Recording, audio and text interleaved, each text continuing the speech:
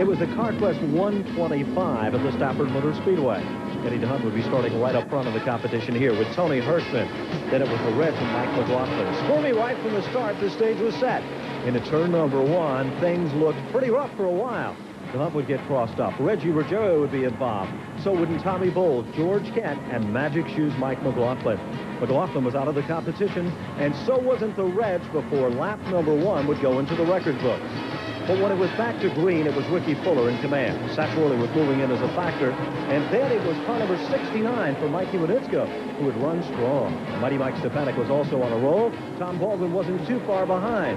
The Jet got bounced around a bit, slide to the infield, he'd be safe.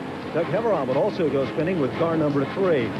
But the Jet had one thing on his mind, the points in the championship. He'd return to the hunt with car number 2. But back towards the front of the field, what a battle shaping up.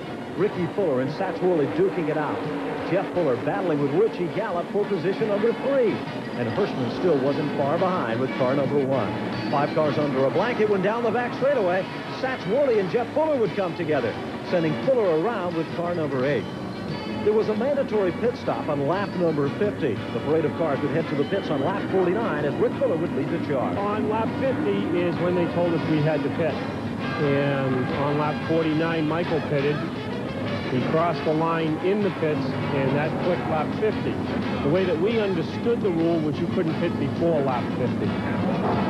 When the field went back to green, it was Richie Gallup in command. But Mighty Mike Stefanik and Ricky Fuller had worked their way back to the front of the field.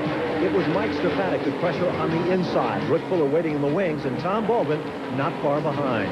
But Mighty Mike Stefanik had now inched into the lead. On a home turf, Stefanik looked almost unstoppable, when suddenly Richie Gallup would get crossed up in front of car number 99 for Richard Savory. Gallup would have to do it from the back of the pack, but it was Mighty Mike Stefanik who would hold on for another victory from the Stafford Motor Speedway. We had the fresh tires, and that made the difference over Rick Fuller. He run real good, but our fresh tires gave us the edge, even though our front end wasn't as good as it could have been.